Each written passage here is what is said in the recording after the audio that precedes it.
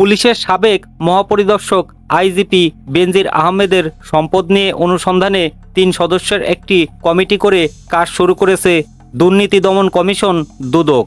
আজ সোমবার রাজধানীর সেগুনবাগিচায় দুদক কার্যালয়ে এক সংবাদ সম্মেলনে সংস্থাটির সচিব খোরশেদা ইয়াসমিন এ তথ্য জানিয়েছেন।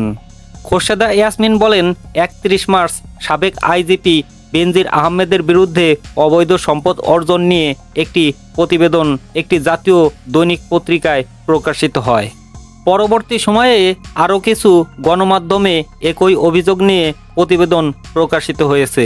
এই অভিযোগগুলোর বিষয়ে দুদক আইন অনুযায়ী কার্যক্রম শুরু করেছে। খোরশেদা ইয়াসমিন আরও বলেন, গত 18 এপ্রিল দুদকে একটি সভা হয়। সেখানে গণমাধ্যমে প্রকাশিত তথ্য বিবেচনায় নিয়ে সাবেক পুলিশ প্রধান বেনজির আহমেদের বিরুদ্ধে অবৈধ সম্পদ অর্জনের অভিযোগ অনুসন্ধানের সিদ্ধান্ত হয়। দুদক আইন অনুযায়ী নির্দিষ্ট সময়ের মধ্যে অনুসন্ধান শেষ করে আইন অনুযায়ী ব্যবস্থা গ্রহণ করা হবে।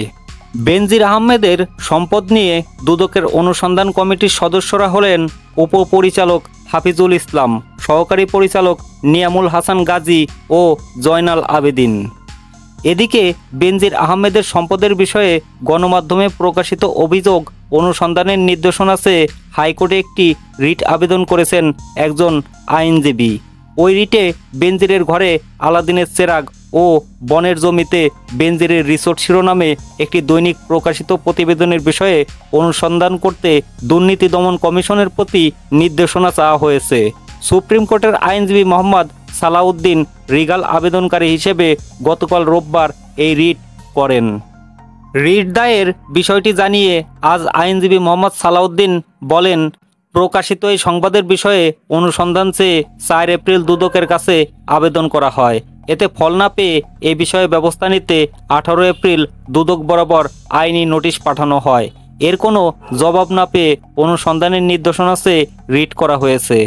সালাউদ্দিন বলেন, বলছি না বেনজির আহমেদ অবৈধভাবে বা দুর্নীতির মাধ্যমে সম্পদ অর্জন করেছেন বা করেননি, তবে প্রতিবেদনের সত্যতা যাচাইয়ের জন্য অনুসন্ধান হওয়া উচিত।